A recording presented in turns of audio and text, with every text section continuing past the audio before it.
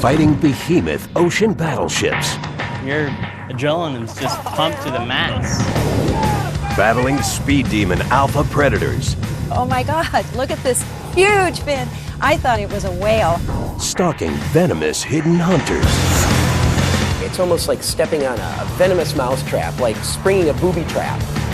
And the ultimate showdown, Whopper versus U.S. President.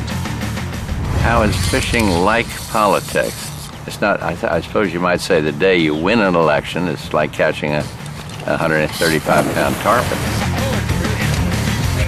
For science, sport, and food, it's the most extreme encounters in our eternal quest for hooked monster fish.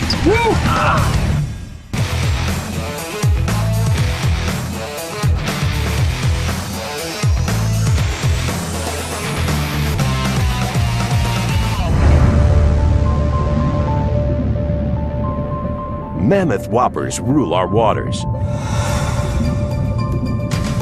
In these murky depths, we're just visitors. Yet we're driven to uncover them, understand them, and take them on. Back-breaking battles, tough tests of endurance, colossal contests of skill and will. On the front lines of man versus beast, we challenge and celebrate the world's mightiest monster fish.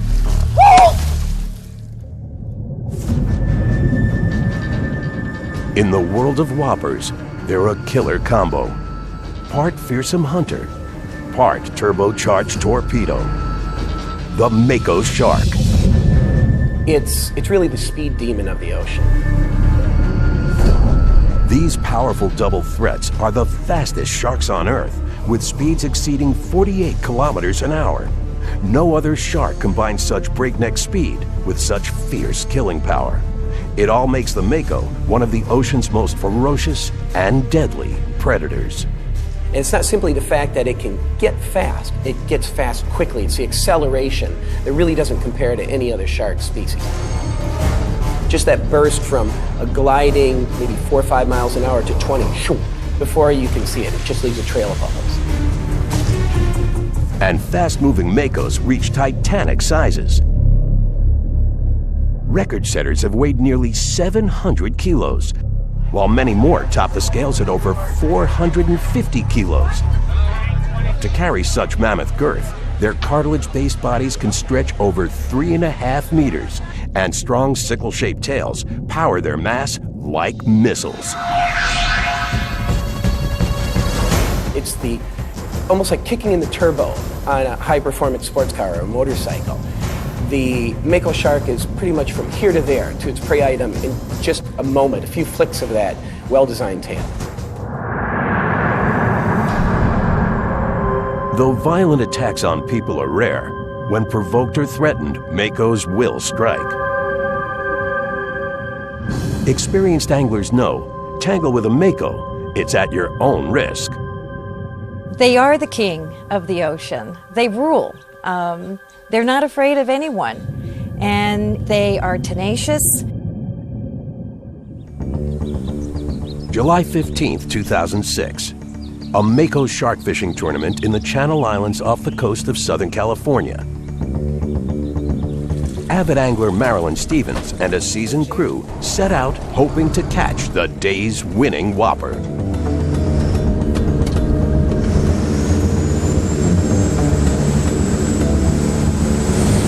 Reaching the open ocean, the crew drops some tempting shark bait, a punctured bucket filled with fish guts.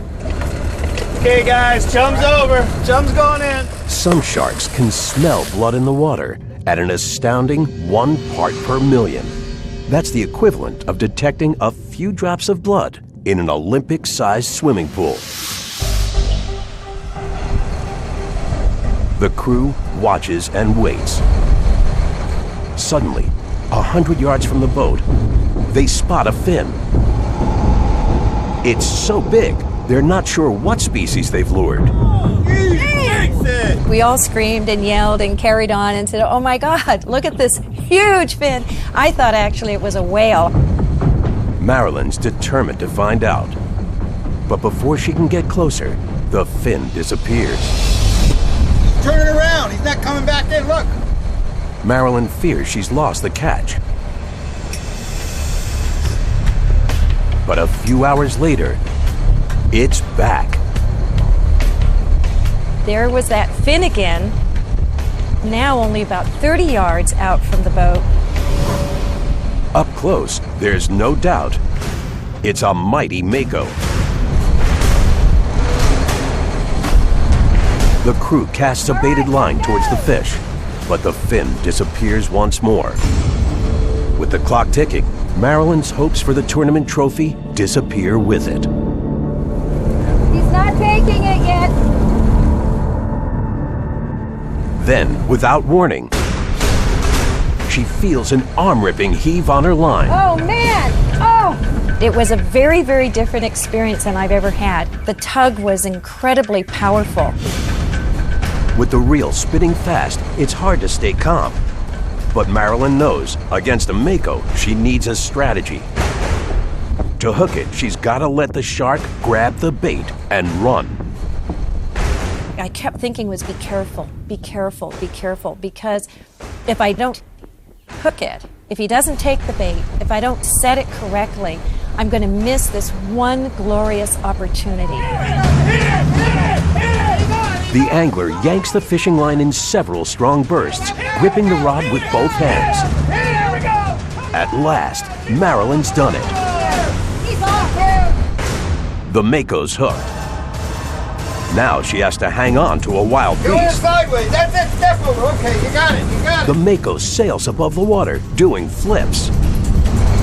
As soon as I set that hook, he just came leaping out of the ocean, did that backflip, did it twice, and that was spectacular. Oh my God! Backflip! Oh my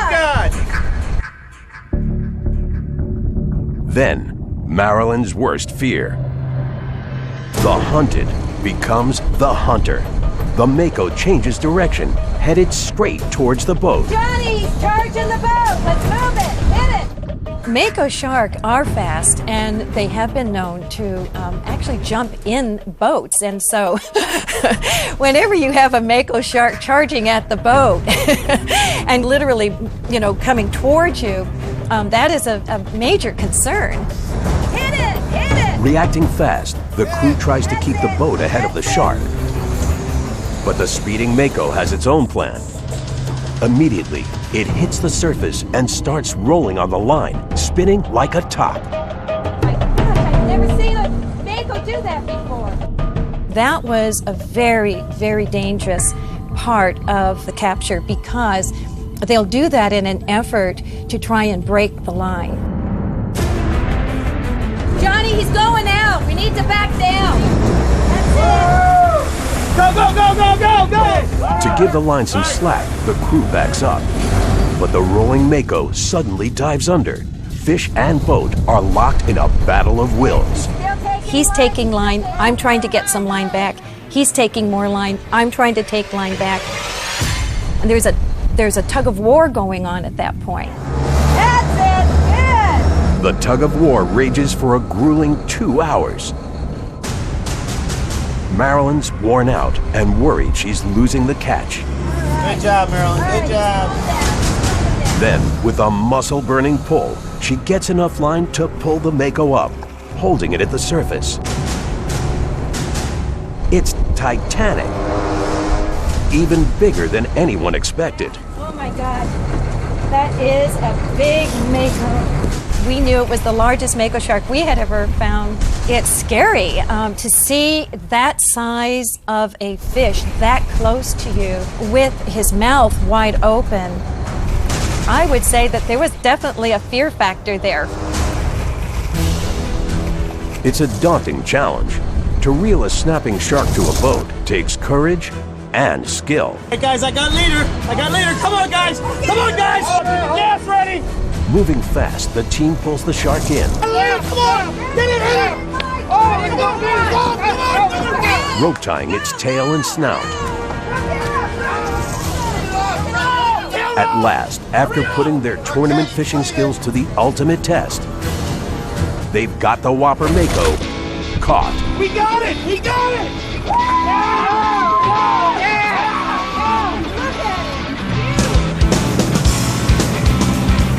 Back on shore, game officials are stunned. It's a grander plus.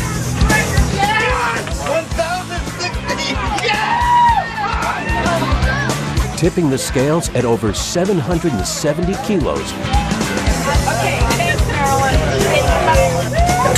80 inches. Stretching more than 3 meters. Oh, man. Marilyn takes the tournament and shatters the record for the largest mako ever caught by a female angler.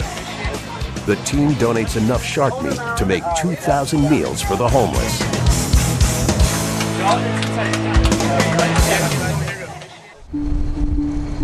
But today, as a species, makos face growing threats.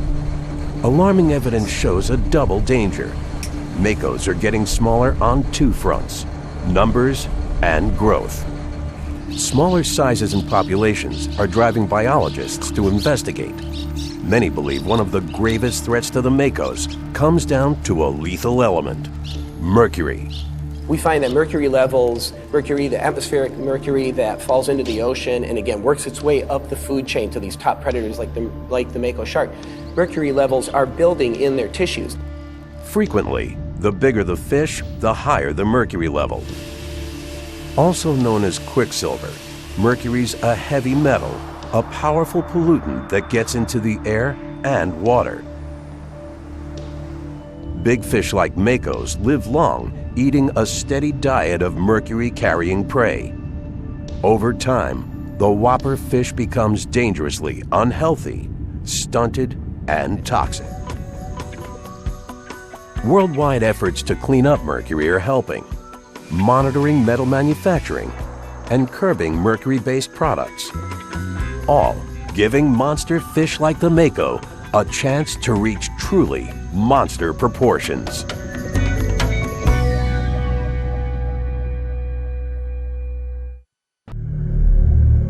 Among the planet's mightiest whoppers, hulking and huge, they glide through the water like behemoth battleships. The Goliath Grouper.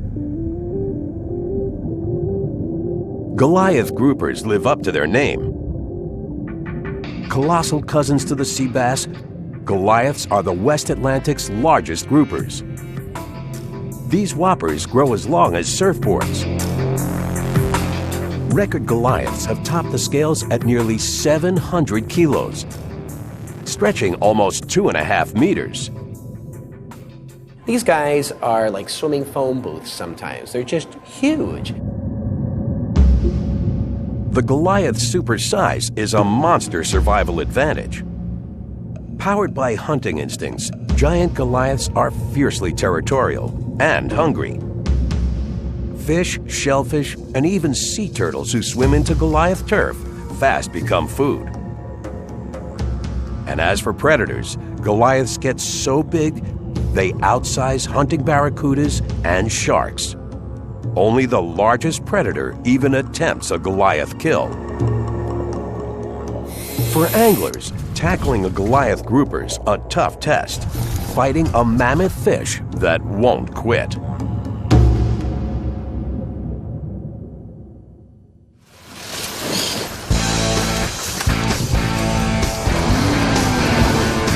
December 11, 2004. Fishing mecca, San Carlos Bay, Florida. Professional fishing guides Nelson Diaz and Ben Chansey set out together with only one species in mind: Goliath grouper. And the men know there's only one place to go: the Sanibel Causeway Bridge, Goliath's stomping ground.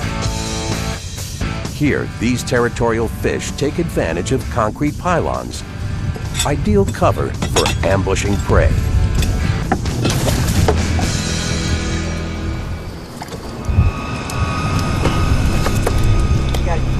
Soon after the bait hits the water, the angler feels a tug so powerful, it almost pulls him overboard. Nelson's convinced Only a Goliath can pull so hard, so fast.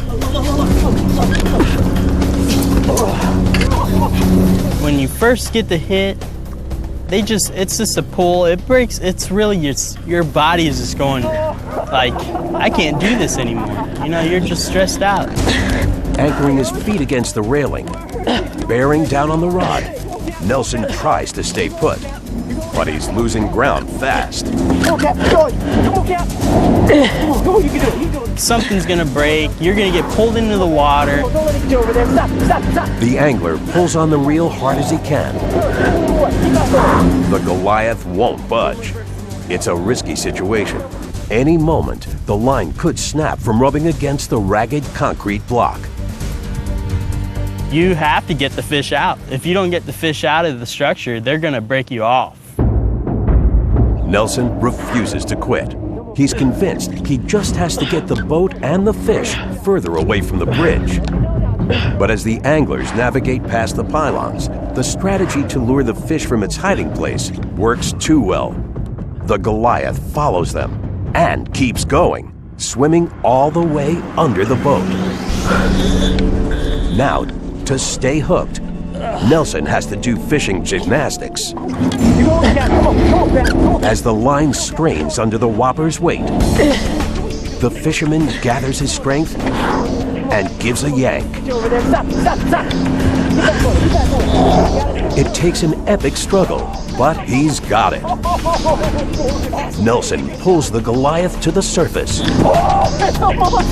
It's huge.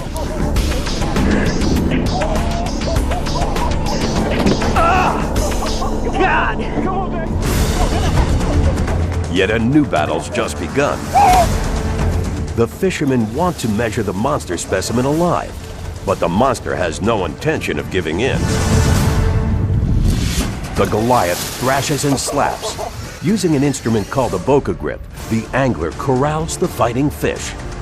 Nelson grabs hold of a fleshy lip. I just grabbed his lip, and it was really like, that was his lip. And it was like grabbing like a big 2x4 or something. Pulling the grouper into the boat at last. And once we slid him in the boat, like, you could actually really see how big he was. It was amazing. The measurements are jaw-dropping. Over 2 meters long and nearly 2 meters around, plus an estimated 300 kilos. Before releasing it back into the water, home video footage captures the catch of a career. Just couldn't wait to get pictures, and because that was my biggest fish, I ever caught there. Here she goes. Yet this supersized species is fighting for its survival. Goliath groupers are considered critically endangered.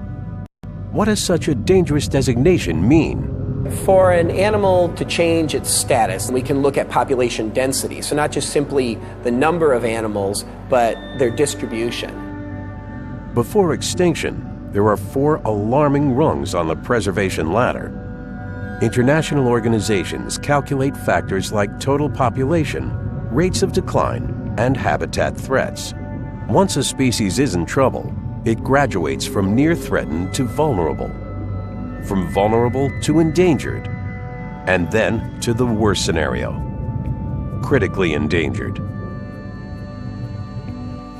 Efforts like fishing bans to save the Goliath have helped the species start to rebound. The ultimate goal? Goliaths reaching the bottom rung of conservation, least concern. Among the world's biggest monster fish, some are more than just huge. They're lethal. These masters of camouflage can kill with the flick of a whip. The stingray. You may not even see it there. And if you do see it, probably the last thing you're going to think is this animal's going to be dangerous. And then bam, you've been popped, just like that. Stingrays are a gargantuan group.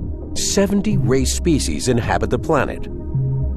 Diverse ray species may be members of different fish families, but many share classic ray traits, and among them all, The biggest whoppers are the manta rays, weighing nearly 1,400 kilos with wingspans long as 9 meters.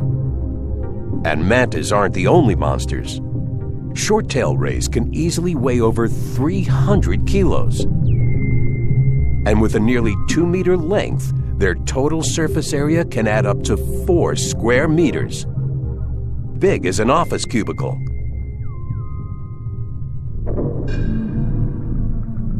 Bottom-skimming rays are passive feeders with an edge.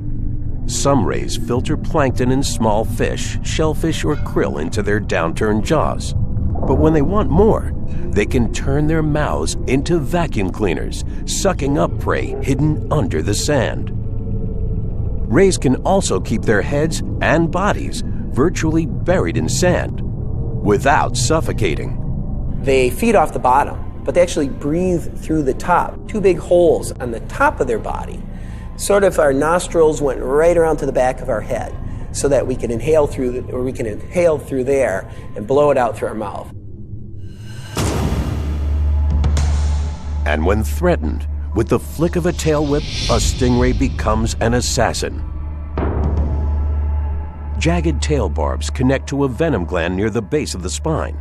As the tail makes contact, the barb embeds or shreds the unlucky victim, causing searing pain or worse, piercing arteries, even bone, causing toxic shock and sometimes death.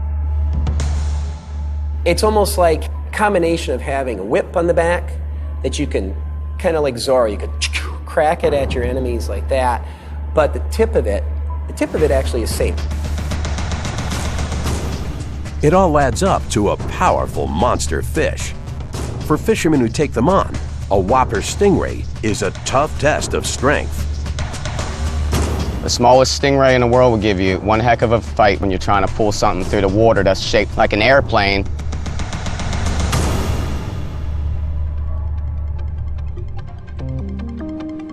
August 10th, 2007, Chesapeake Bay Bridge Tunnel, Virginia. On a mission to catch a whopper, avid angler Jason Bell stakes out a prime spot on the nearly 200-meter-long Seagull Pier, a fishing hotspot, projecting anglers far out and 9 meters above the bay.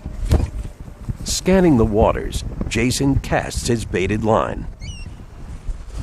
Setting the line to free spool, the angler props the fishing rod against the pier's railing and briefly turns away. Suddenly, the reel starts to wail.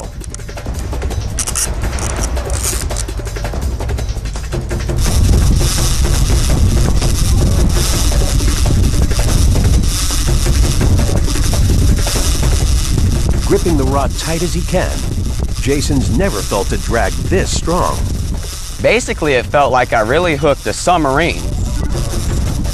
The long fishing rod bends dangerously towards the water. At any moment, it could snap. All at once, the water's surface breaks. A dark mass moves and ripples below. The angler recognizes the shape, a whopper ray. I could see like a big old brown diamond-shaped thing swimming on the water, and instantly I knew it was a stingray.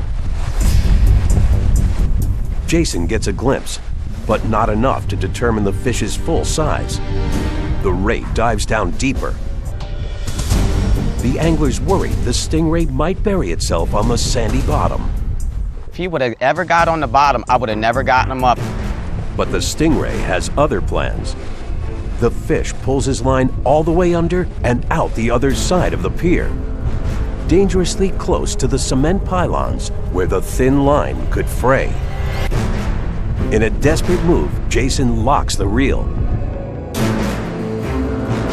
It's a risky maneuver. The ray can't pull out any more line. But with the added tension, the thin filament is in greater danger of breaking. The fisherman holds tight. His arms are near the breaking point. Gathering his strength, Jason manages to reel the ray back to his side of the pier. Success! But it's only half the battle. The ray's still deep underwater. To get it to the surface, Jason has to hoist the flapping stingray straight up. It's tougher than lifting dead weight. When you're pulling a bucket through the water, it has a lot of water resistance just because of the sheer mass, the sheer size of the fish. After a backbreaking 60 minutes, Jason gets the whopper ray to the surface with a powerful heave. He can't believe his eyes. It's even bigger than he imagined. But as he struggles to pull the ray out of the water, the angler realizes it's impossible. He needs more muscle, fast. He calls out to a bystander who rushes in to help, using a gaff and rope to hook the ray. Once it's gaffed, Jason throws down his rod. Together, the men fight a bloody tug of war, literally. As I was pulling up on the rope, it was cutting right through the palm of my hand just because it was so heavy. For this phenomenal fish, they're going to need even more brawn. Incredibly, it takes 4 men, 8 arms, and many long minutes to hoist the ray. At last, they've done it. The men get the Leviathan onto the dock. Mission accomplished. It's a monster, weighing 126 kilos. The stingray's nearly 2 meters across, stretching over 1.5 meters long. As Jason's photo shows, it's bigger than a car's hood. A pending world record for the largest stingray caught on rod and reel. It's the biggest thing I've ever caught. It's fought me longer than anything I caught.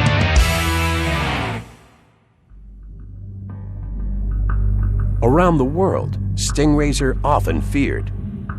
Yet ironically, in the future, the same toxic trait that makes these fish so frightening may become their greatest asset to species protection: their venom.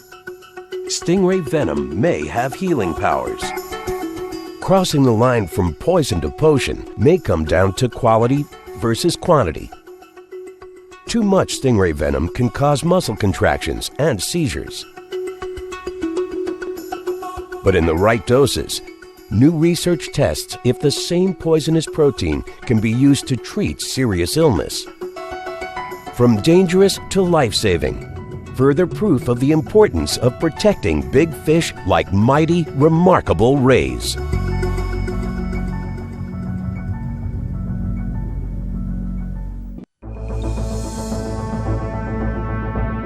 In the world of whoppers, they're like long-distance submarines.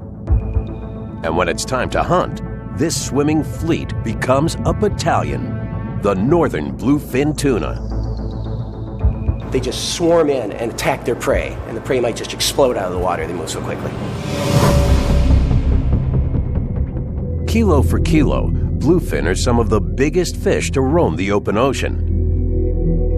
Whopper bluefin have tipped the scales at 680 kilos, stretching over 4 meters. But unlike most big fish, behemoth bluefin roam in packs. They're the largest bony fish to swim in schools. Unusual behavior for animals big enough to survive solo, yet it's extremely smart.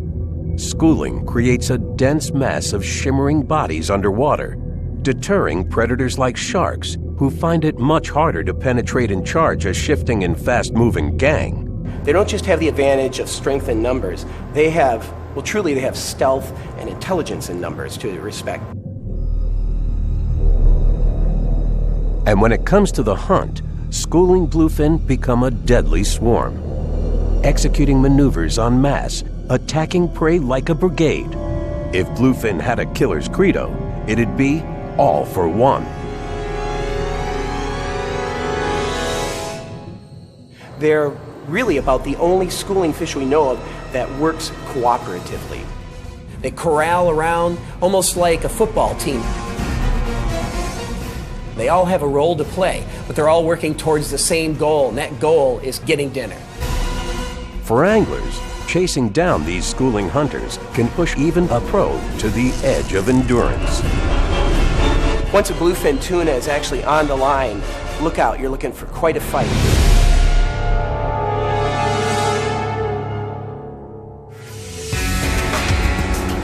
June 24th, 2007. Famous fishing hub, Virginia Beach, Virginia. Experienced angler Bo Haycox, his father and friends, set out on an expedition, hoping to catch a big marlin. Soon after dropping their lines, they spot a commotion on the port side. A whopping splash. There he is! Fish on! Fish on! The anglers realize it's a double whammy. Got it! All right, come on. Simultaneously, two rods, Bo's and his father Rick's, bend down with a powerful tug. Each man's hooked a monster fish. There he is! Two rods just came down. Bam! At that moment, Rick's line suddenly breaks off in a snap. He's lost his whopper catch. Bo's determined not to lose his. What started as a two-man fight is now down to one. For maximum leverage, Bo quickly climbs into the fishing chair. His reel is screaming. By now, the fish has taken out so much line, Bo only has about 90 meters left. It's super-sized and strong. Let's go and get it! Let's go and get it! We knew it was a huge fish. It was probably about 300 yards away, so we didn't know quite what we had. One thing Bo does know, landing this fighting fish will take all the strength he's got. There's nothing I could do but just hold on and let him go. The exhausting tug of war wears on. Bo bucks and strains in the fishing chair. Father Rick has a trick to make it easier for his son. He pours liquid soap onto the seat, allowing Bo to slide without getting stuck. You almost got him. Hang in there. But Bo's fish shows no sign of letting up. The angler's body's aching, yet he hangs on for an incredible 3 hours. All right, you want some water? Neither man nor beast is willing to give up. I didn't want to fight him anymore, but I wanted to get the fish. Bo's stamina's at the breaking point. He tries any strategy to increase pressure on his line. He puts a glove on his hand to clutch the reel without cutting his flesh. It's a battle, and it's you against the fish, and you want to win. Of course, he wants to win too. Then, after 4 back-breaking hours, Bo's determination pays off. There it is! Oh! The fish surfaces in a rush. Get ready! It's no marlin. It's a bluefin tuna. The biggest he's ever reeled in. Woo! Yeah, pretty work, buddy! When he came up to the surface, I mean, I think all of us were like, oh my gosh, this is a big fish. Woo! Yeah, that's a big bluefin there. It takes all hands on deck to hoist the whopper on board. At last, they've got it. That's great. We got it. Got it? We got it. Bro, this might be a new state record. Examining the tuna, they think it might be a record catch. The skipper grabs the radio and calls friends ashore, sharing the news. They've got a monster. Ended up being, they said, you got over 100-inch fish, you got it. Great work, bro. Good job. Woo! At the docks, a huge crowd's gathered. It takes 10 men to lift the giant tuna. The mega catch stretches an astounding 2.7 meters long, weighs 259 kilos, and measures nearly 2 meters around. A record breaker, Virginia State's largest bluefin tuna catch.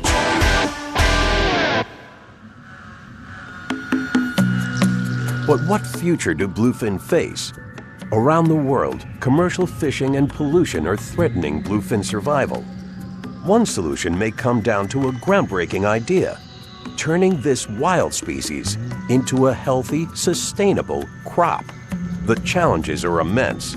In order to reproduce sustainable species, you need to be able to spawn, gather, and fertilize their eggs for successful reproduction. But wild bluefin are considered extremely difficult to tame and breed. That is, until now. Though it's still challenging science, successful tuna farms in South Australia and Japan are leading the way to captive breeding. Intensive research has fueled critical innovations, including captive bluefin breeding from eggs. Scientists have safely captured wild bluefin and set up closely monitored sea cages that allow them to induce spawning, even creating usable eggs that may hatch under man-made conditions. All part of protecting this endangered monster fish.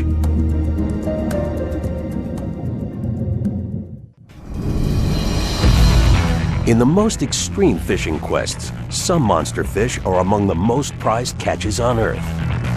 The tarpon. Ancient survivors, strong, tenacious, a tough test of skill and will. For one former U.S. president and an Olympic athlete, the ultimate battle of man versus whopper. This tarpon is just huge thrill because of his size and his majesty and the beauty. It was just great. Atlantic tarpon are prehistoric predators dating back 300 million years. Part of their epic survival comes down to mammoth proportions. Longer than bathtubs, whopper shimmery silver tarpon can stretch 2.5 meters and weigh over 130 kilos. These are enormous fish. They're like Escalades covered in chrome, just cruising through the shallows of the Gulf waters. They're huge fighters, very strong fish. One advantage to growing huge is a mouth built like an armored trap. Tarpon jaws are connected at the throat by a bony plate and held together by ligaments and muscle. Their bony mouths literally work like snapping traps, helping tarpon catch, crush, and devour fast-moving prey with powerful force. But for anglers, penetrating these bony jaws is one of the biggest tests in sport fishing. Most hooks simply fall flat against these crushing maws. And if an angler's lucky enough to penetrate a chink in the tarpon's armor, he's in for a fight. Hang on. Famed anglers have taken on tarpon for generations. Herbert Hoover was a tarpon fishing fan. And in 1937, Franklin Delano Roosevelt and his boatmates reeled in an 80-pound Texas tarpon. And the latest leader to battle this formidable fish? See that breaking water out there? 41st President George Herbert Walker Bush is a self-described fishing fanatic, an avid angler for 80 years. A childhood passion that began here at his Kennebunkport, Maine home. Even anglers accustomed to dealing with affairs of state embrace fishing's conquests, R&R, and family bonding. And in our family, we do it with the different generations. That's my beloved daughter. That one is the President of the United States fishing with his father. But the thing I love about this one is it shows that you use a lot of heft to get that lure out there. That'll show you two generations, enthusiasm of two generations of bushes. Did that bring a smile to your face? It sure did. I didn't want to lose him now. Like many anglers, Bush has favorite fishing buddies, including Olympic downhill skier and tournament fisherman Andy Mill. You want to net this fish for me? If I lose it, don't blame the net man. Together, they're veterans of adventure fishing around the world. I got it. I'll bring her over to you. Bring it around. Here we are in the Arctic Circle in frigid waters. Everybody's got hypothermia, ready to go in after about 5 hours, and President Bush is still out there in his waist-deep water, cast a fly, determined to catch an Arctic char. The President's got a fish. The President's got a fish. Oh, how fun is this? Glad to be of service. Call on me if you need me. April 19th, 2008, the Florida Keys. I think we're going to do very, very well. President Bush, Andy Mill, and boat captain George Wood set out for a tarpon fishing expedition. Prepping their rods, and bracing themselves for the fish's unique challenges. True to his mission, Bush insists on using fly gear. I know it can be done, fellas. Sometimes you can throw right at them and they won't touch it. There you go. The anglers drop their baited lines, scanning the waters, looking for any movement. Come on, little duck. The former president is battling an additional challenge. An injury. A recent back sprain keeps him seated. On board, buddy Andy Mill hides his concern. There you go, beautiful. In the back of my mind, I'm thinking, you know, it's hard for him to stand up on the deck of a boat. You're rocking in the water. You can't cast too far. And the visibility, you got to be able to pick up and see these fish. And that's getting more and more difficult for him. But Bush is determined to land a monster. Suddenly, there's turmoil in the water. Churning, changing tides, bringing in big fish. And the tide switched, and all of a sudden the fish started appearing. And we knew, you know, the bombs were going to go off. And sure enough, here come the fish. Look at that. The men cast their rods into the fray. Captain, what is it? It's a whale. The skipper feels a sharp tug on his line. What the heck is that? Fish on!